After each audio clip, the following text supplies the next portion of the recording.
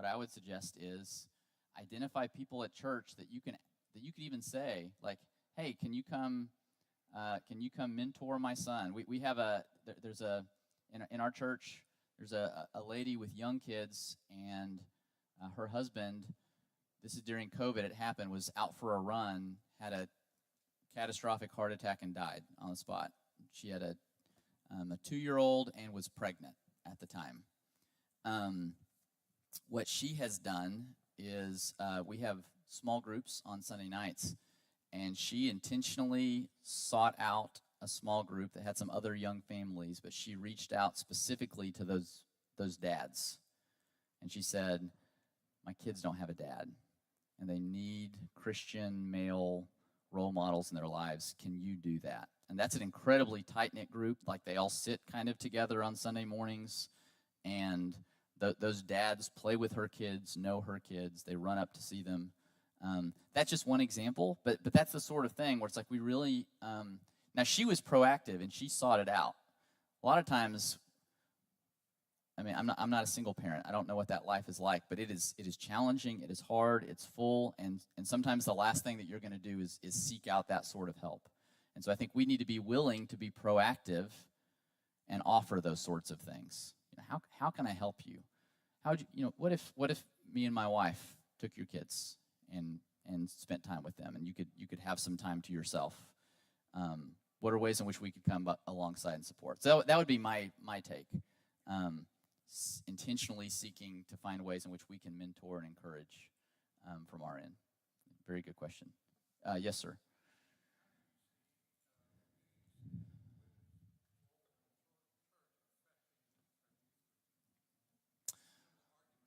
Yeah, that's a great question.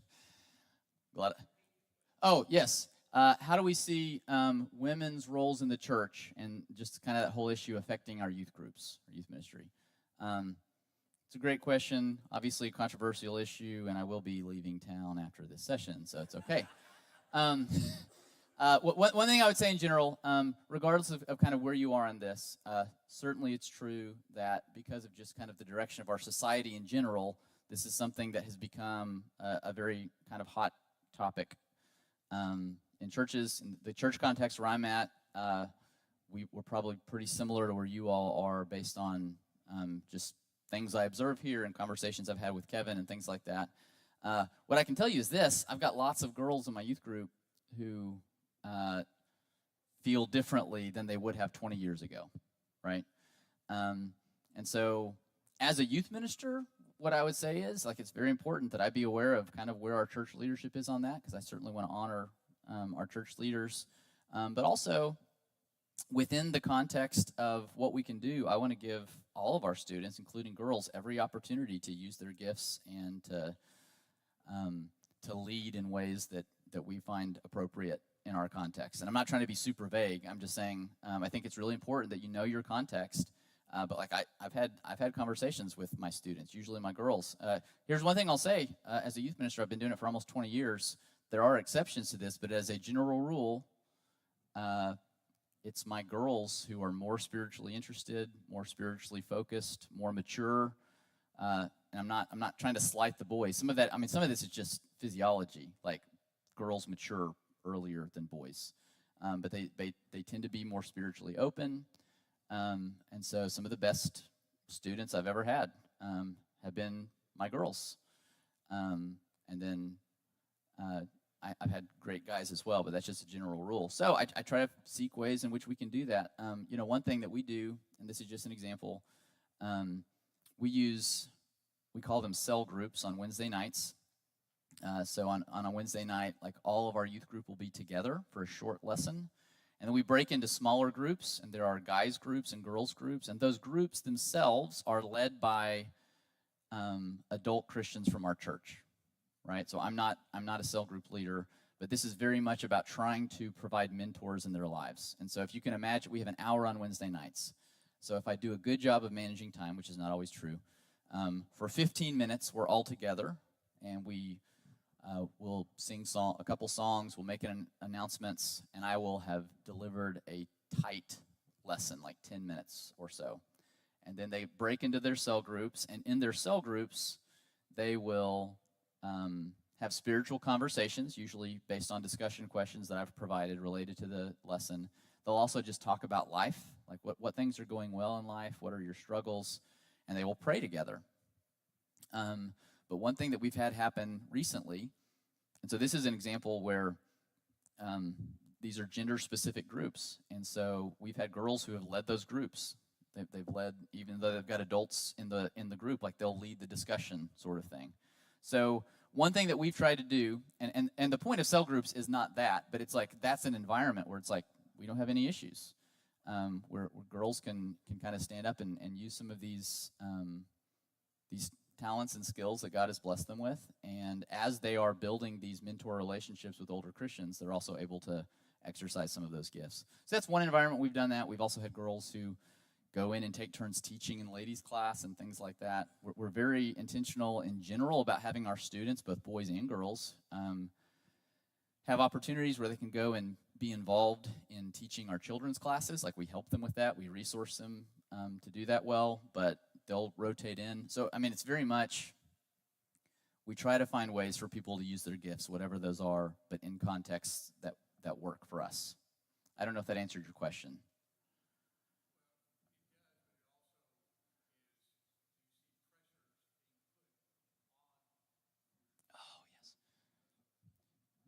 Are there yes, 100%. Yes, there are pressures put on.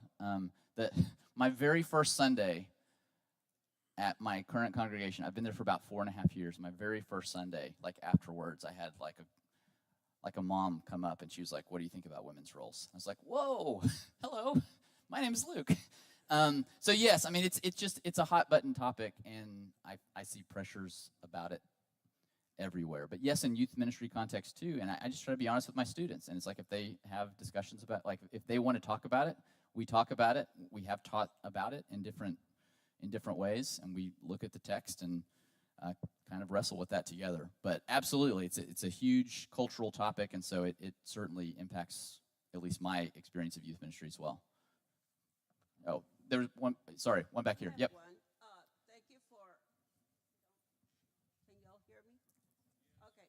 I just want to say that I am grateful, first of all, that this topic came up this morning. I have experience with my grandchildren. I'm a grandmother, and one of them graduated from Fort Collins in Colorado, and I realized that she is for abortion.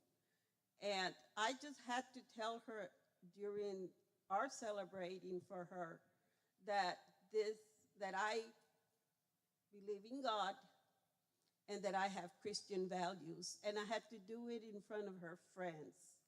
I was not embarrassed, and they didn't say very much. I know they have pressure, peer pressures, and all kinds of things, but I didn't see that it was acceptable, yet I respect her because she's my granddaughter. This April, her brother is graduating from Harvard. I don't know if I'm going to go to Matthew is older than Marisa, and he used to memorize the whole book of Romans and very bright. And now he's learning languages from the Bible and doing all kinds of things, but he's saying that he's not studying the Bible like he used to. And it kind of scared me because I never realized that after they grow up and leave the home, even though the parents are all Christians, that this happens. It's very disappointing to me. But yet he'll graduate, and I just think that he heard what I said, and because of what I said at his sister's, that he was having lots of pressure about that. And he was not even able to, even though he came down to Corpus and stayed in my house, he was not able to talk to me about that. I wanted to reach out to him and talk to him privately, not embarrass him in front of anybody anymore because I had already done that. He was there. I just stress and I hope that people like you, the youth ministers, are so important in our daily lives. I'm glad that all my daughters are Christians, but I don't know about this too. Mm. I don't know if they still believe in God. I doubt, and it hurts. It just hurts. But yet I still love them unconditionally. Right. I appreciate you sharing that. Thank you for all the notes. I took notes on your lesson this morning too. That was really good. Thank you for sharing that story. I know that's very challenging. One thing I just want to say, we talked about this on Friday night. This issue, like a lot of students walk away from the church after high school, and I presented a reason, and I think it's a significant and compelling reason that happens. It's not the only one. And one thing that we need to talk about, which is reflected in your story, our kids are growing up in challenging time. And in one sense, it's like it's always challenging to grow up. It's never not been. So I'm not saying like the world is worse than it's ever been. That's not what I'm saying. But what I am saying is I'm 40, and some of you in here are a couple years older than me. And the reality is that we've been on this trajectory for a while where our culture is secularizing. Some people will refer to it as a post-Christian society, and I don't really want to wrangle about words or argue about that. But the point is, there used to be a lot of things that you could kind of take for granted when you met someone that you can't take for granted anymore. And there are a lot of ideas that even people who are not faithful Christians would have generally accepted that they don't accept anymore. And so I'm a youth minister. I love students. I'm compassionate towards them. And I just think it's important that we realize there is tremendous cultural pressures for them to believe certain things that I did not feel the pressure to believe. Does that make sense? I'll give one example. I'm sure, gender and sexuality issues are huge today, like talked about all the time. When I grew up, it was not like transgender identity, that was a thing, but it was such a small, marginalized thing that it was not a widely accepted belief that there were more than two genders, right? And so there were a lot of people then who would have said, like, obviously, male or female, that's all it is. But it's not because they were deeply informed by Scripture. It's because they grew up in a society where that was the prevailing cultural notion. Does that make sense? And so today, and we've got, I work with students who've been raised in the church, but it's like they'll really struggle with like pronoun issues and like, well, how many genders are there and different things like this. And what I want to say is it's not that suddenly our kids are terrible and they're heathens, and it's not that. It's that like a lot of us, it's not that they were deeply formed by Scripture. They just grew up in a society, but now the society has changed. And no longer is it taken for granted that there's only two genders, all right? So I'm using just one example to make a broader point. My broader point is this. Our society has changed significantly, so there are massive cultural pressures. And a lot of times you face those when you leave home and you go off and start your life, whether that's in Fort Collins or at Harvard or at Harding even. I teach 53 students in my youth ministry class, and some of them come to Harding. They have wonderful spiritual experiences, and it's great for their faith. And other students come, and they just really struggle. They don't know how to find a church. They don't get plugged in. They're still on the same social media as everyone else and still hearing these loud cultural voices. So I say all that to say your story is a common one. I hate that that's the reality, but that is true. But as a grandparent, just as you tried to do at your granddaughter's graduation, I mean, as a grandparent, you do have influence. You do have a say. You can't force them to believe anything, but like you can still be. If students are greatly impacted by the influence of adults who they know care about them. So like what you said, you respect her, you're going to love her no matter what, and that's true. If our kids and grandkids know that we love them and respect them, even if they disagree with us, they'll hear us, right? You probably heard the statement, people don't care about what you know until they know about that you care. I just kind of butchered that, but you know, like, you understand how it goes. So if we can show them that we love them, we will at least have a hearing with them where they can hear what we think, and then it's up to them if they kind of push back or not. I have lost track of the order of the people. Okay. An observation and a question. As far as the observation goes, tying into what we're talking about right now, the way that you presented things this morning during the sermon is that there's research, there's academic substance behind what happens. And one of the things that I think is hopeful is that even those that walk away when they turn 18, 19, and they leave home, they've been raised in the church. And what will often be seen is that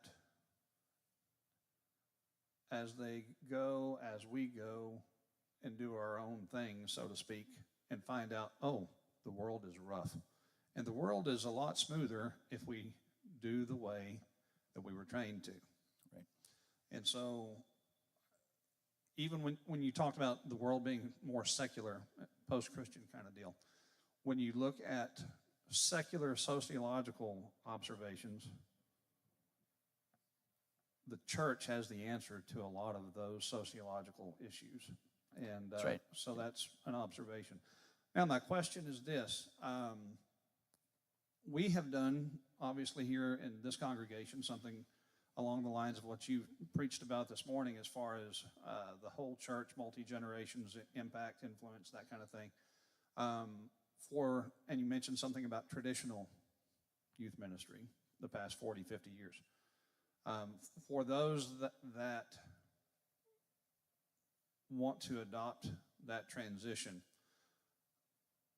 what bumps have you seen, and how have you seen those transitions smoothed out?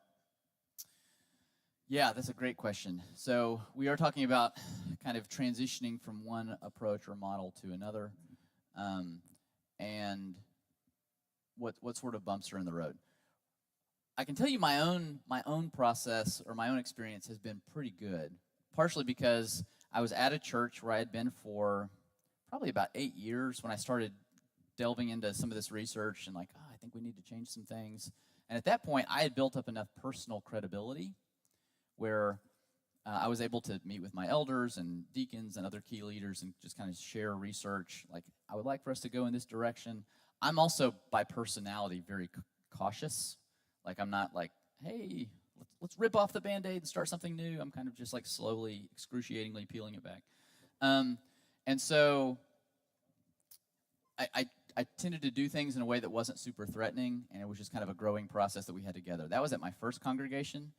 The church where I am now, they actually hired me because they specifically wanted me to do youth ministry there the way that I was doing it and teaching it and things like that. And so they were very much on board already.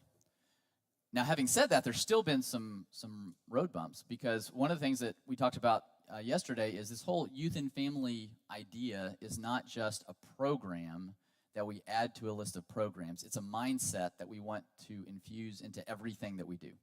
So whether that's worship or education or missions or benevolence, just go down the list. And so a struggle that I've had at the congregation where I am now is we are organizationally complex. We've got a lot of different areas and a lot of people over those areas, and some people get the vision and some don't. And so a challenge for me is I have to work with a lot of different leaders and say, hey, this event that you're doing, which is really good in a lot of ways, and I really appreciate your work, could we also invite my teens to? Could they be a part of that as well, and could we integrate them in? And as you might imagine, I have more influence in certain ministries and certain conversations than I do with others. And so, but this is the model that we have, and it's like our elders approve that, but that still doesn't mean I can go in like a bulldozer and just force things to change. And so it takes a lot of patience. It takes a lot of perseverance. I'm 4.5 years at the congregation where I'm at now. Of course, some of that was interrupted by the pandemic. and which was not helpful for much of anything, actually. But we're making progress. It's still a long ways to go. Having said this, I have had youth ministers who I know. I'm thinking of one specific, who he came to Harding's lectureship and he heard me present on this stuff and he loved it. He had gotten a new job. He went there and like there was massive pushback. Didn't work well. He didn't get fired, but he left after like 18 months. And so yesterday we kind of laid out a process for what it looks like to implement this in a church setting. And some of it was like, hey, take advantage of what you're already doing. Like, you don't need to blow everything up. Look at all the good things. And like, I'm aware of things that y'all are doing here that are really good. And some of them don't need any changes. And some of them, like, you could just tweak something ever so slightly to where most people wouldn't even realize that you had done it. But now it's reinforcing these ideas. And so I've tried to be really careful when I talk, especially like, JD, how old are you? 24. I was going to say like 22-year-old guys, but I'm not talking about JD. But like, I've tried to be really careful about, empowering 22-year-olds to go and immediately alienate their churches and elderships. We're really not trying to do that. This is not some sort of like newfangled thing. It's really just a radical return to what I think Scripture teaches, and that's kind of the way that I present it. And so I encourage, like, yeah, go in and these are be up front. Like when you're interviewing for a job, if you're like, this is what you think, and if that's not what they're looking for, then you're maybe not the person. But then as you do it, we can implement change in healthy ways, and we can implement change in really unhealthy ways. And so just trying to encourage that to happen in healthy ways. Yes, sir.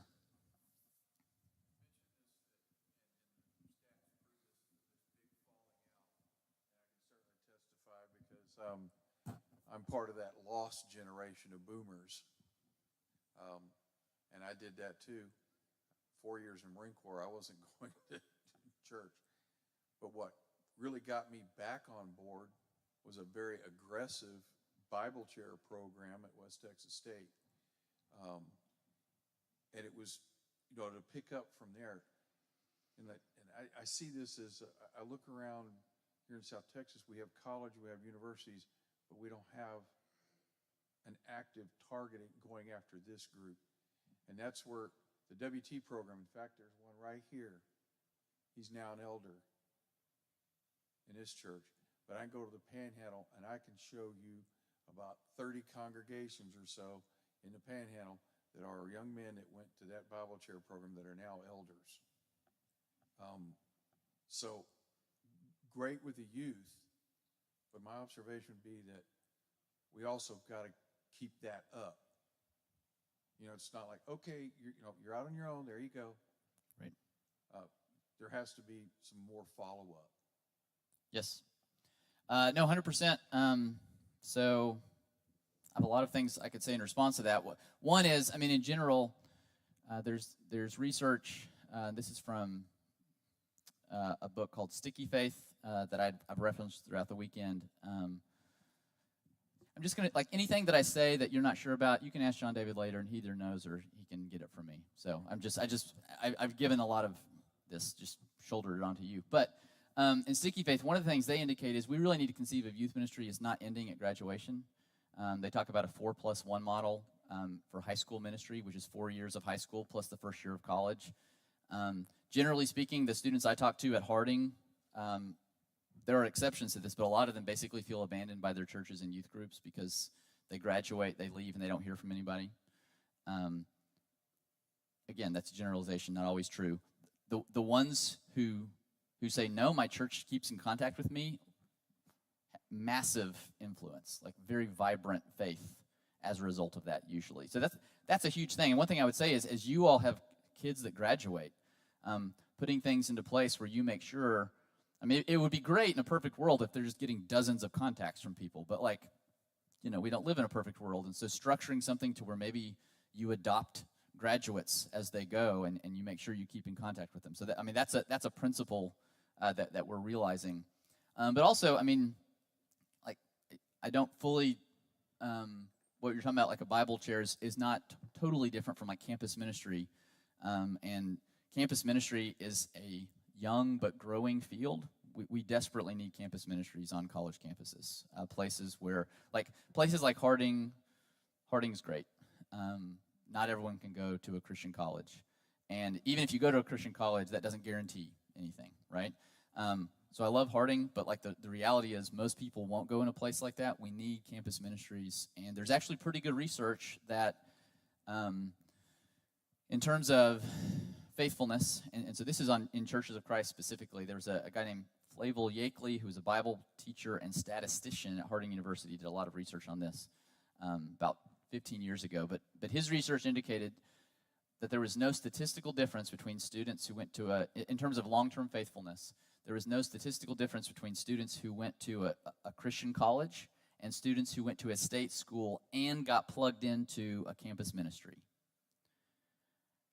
But students who went to a state school and did not fell off a cliff.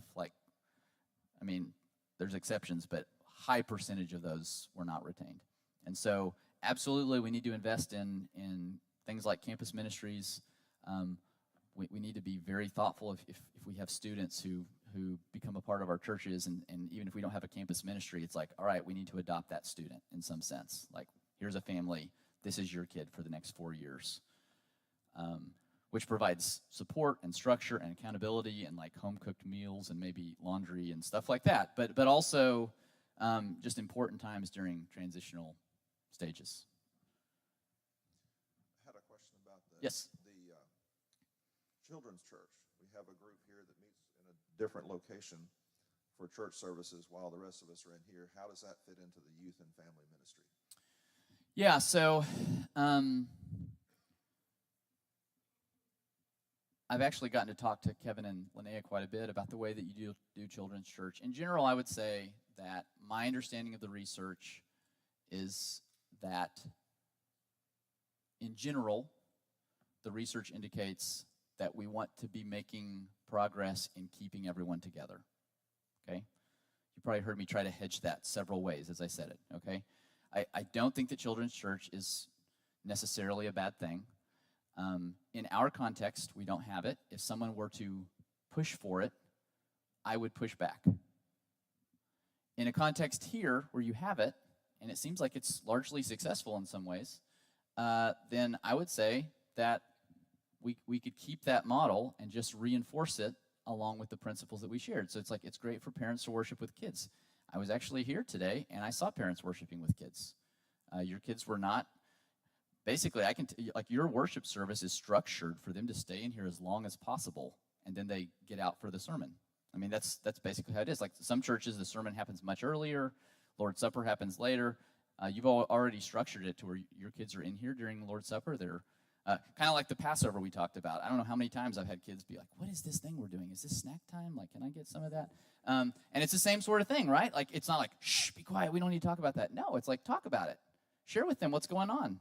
No, we're remembering what Jesus did for us and the way that God intervenes in our story and saves us when we can't save ourselves.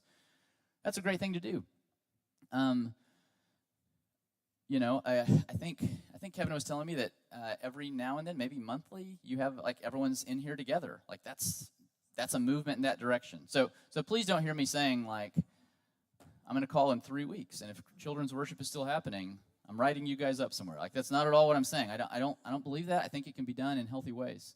I think it can be done in healthy ways. I just think that it's important for us to, as we look at all of our practices, how can we still infuse them with these principles? So if a principle is we want parents to worship with our kids, maybe that means, hey parents, you should take some turns in going into the children's worship and helping out, and you can be in there with them. That's another thing that can happen. I don't fully know who's in charge of that, but I bet that they would not be sad if suddenly there were lots of volunteers to help with that. That's absolutely right.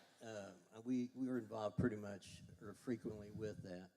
The thing that always kind of concerned me is that most of our helpers in there are teenagers, and I'd rather they were in here, frankly. And they're valuable. I mean, and I told Mitch yesterday about first team and second team teenagers. You know, the first team teenagers contribute, and the others are looking at their cell phones. But we really need more adults in there instead, and more of them. It's kind of, I'm a scientist. I compare it to a nuclear power plant with graphite rods in it. The more graphite rods you have in there, better control of your radiation. And it keeps control, and the kids learn more. So- And yeah. so we do definitely need more adults, and I'd rather the teenagers were in here most of the time. Maybe once in a while helping, but What I hear most of Mike the time. saying is if we don't get more adults in there, we're risking nuclear fallout. All right? So let's seriously, like I said, I get to leave town after this, so I can put a hard push. Like we want to be intergenerational, get more generations in there. Help them staff that and lead that. That's great. Yes, ma'am. I have a question. I know that we have a youth minister.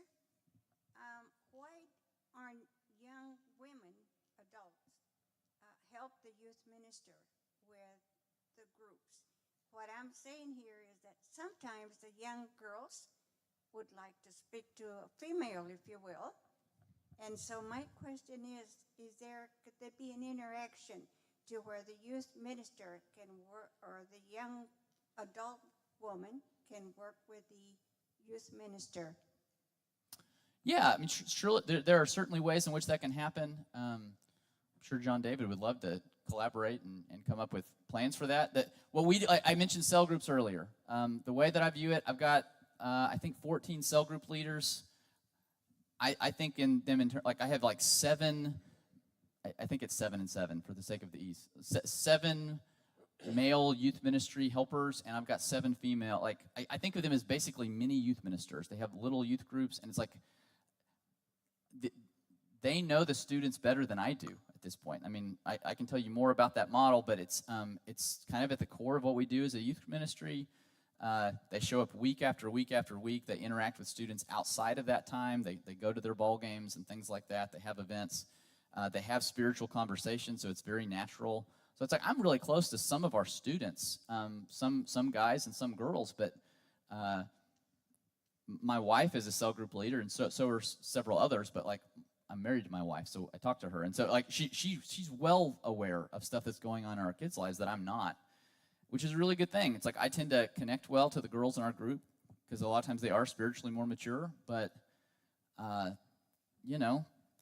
they're girls, and I find them unfathomable some of the times. I don't understand what they're doing or how they're thinking, and sometimes I'll need to send a text, and I'll show it to my wife and say, "Is this okay to say?" And she's like, "Do you want them to never talk to you again?" And she has saved me so many times, and so absolutely, there's great value. I mean, and it's not only is there value, it's it's a scriptural teaching for older women to teach those who are younger, and so there's a lot of value in that, and I think that. There's a lot of ways in which we can kind of creatively create spaces for that to happen. So I think I'm almost out of time. Do we have time for any more? Or one more? That's a lot of pressure. Okay, yes, sir. So I just wanted to say I agree with Mike Bergsman that we do need more adults. I just wanted to comment on that.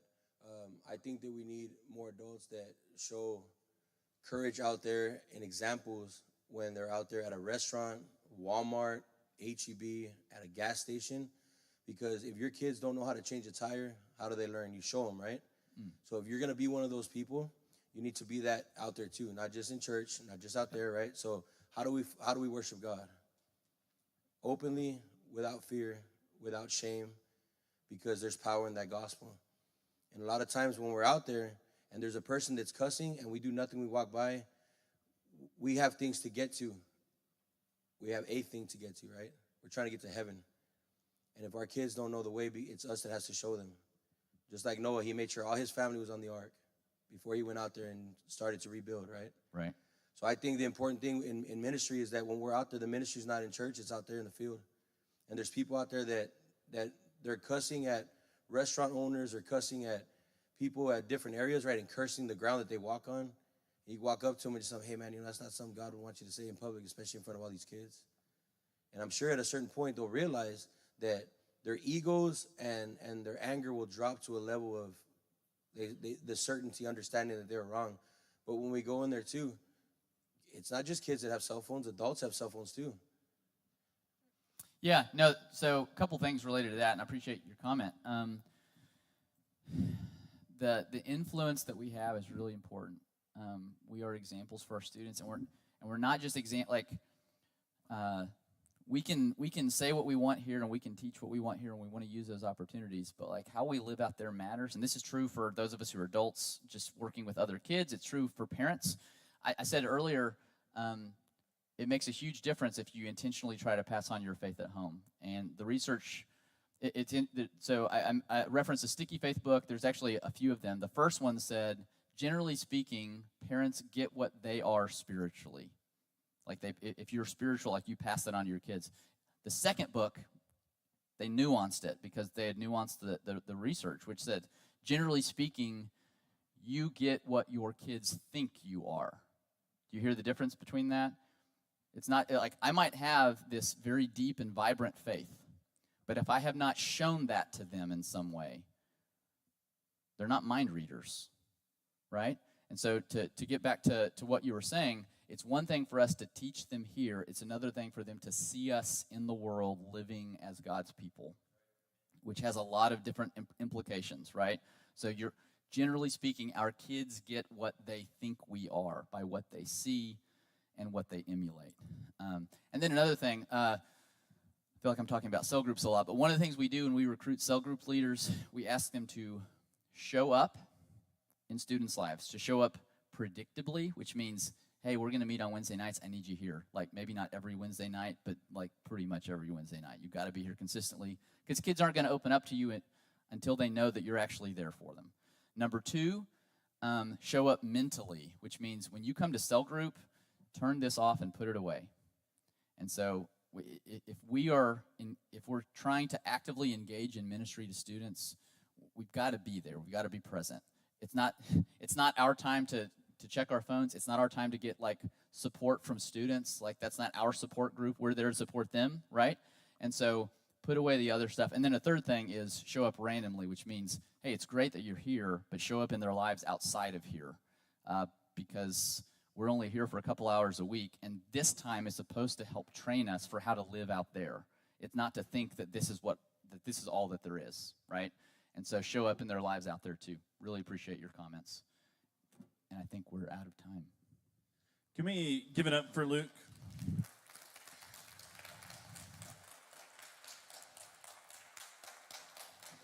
I just want to thank you so much for coming and being with us all the way from Searcy. I hope all of us can walk away from this weekend feeling enlightened by what Luke is talking about, but also feeling empowered because I know Luke would say the same thing, but I didn't get into youth ministry because I really love pizza and basketball. I know that's hard to believe, but I got into youth ministry, and my story might be different than a lot of other youth ministers, but also the same.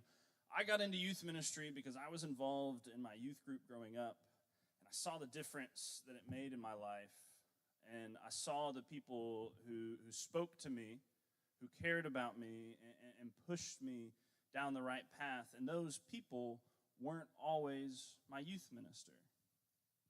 Now, I had great youth ministers, and they did that to me, but I also went through 3 youth ministers while I was in the youth group. I didn't have just one. So I had people at Robinson Avenue in Springdale who pushed me down this path, and I want everybody in here to know, whether you are a parent of a teen in the youth group, everybody in here can be that for somebody. I mentioned Friday nights. I don't think I mentioned it Saturday, but for those of you that don't know, about 40 to 50% of teens that are involved with KXY don't attend here regularly on a Sunday, nor do their parents regularly attend here on Sunday, nor do their parents even regularly attend church.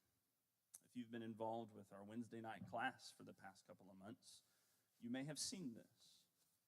So we have a very unique opportunity here at King's Crossing to not just bless the kids who are sitting among us right now or bless the kids who are normally with us, but bless people who may not be always getting that great influence home.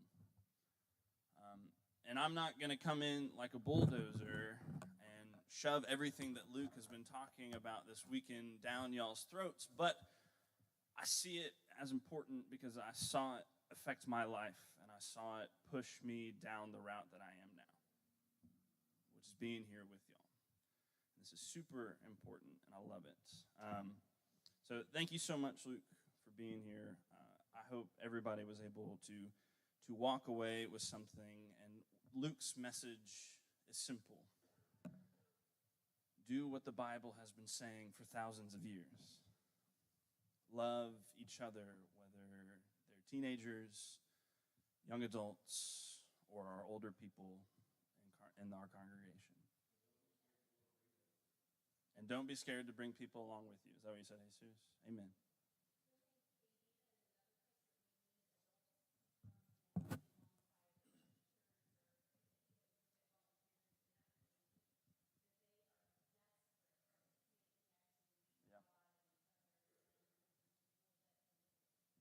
Yeah. Camp is a great way to do that. Luke is not an advocate for just changing every single thing that we are doing, but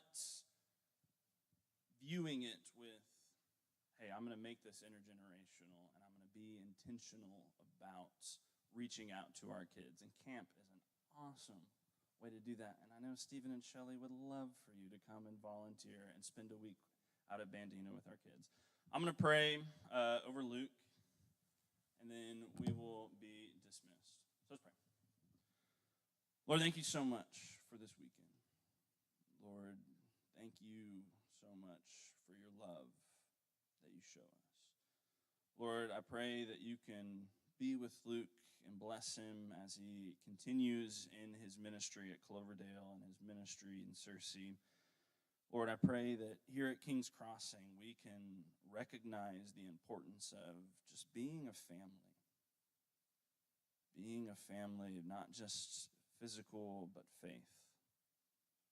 Lord, I pray that all of our teens in here, and maybe all of our teens that are listening right now, Lord, I pray that they know that they have a family that loves them and a family that surrounds them. Lord, please bless our time and bless our ministry and be with us as we grow together. Lord, I think you put the words in Nathan's mouth beautifully. We are better together. Lord, and we couldn't do all of this without your Son. In his name we pray. Amen.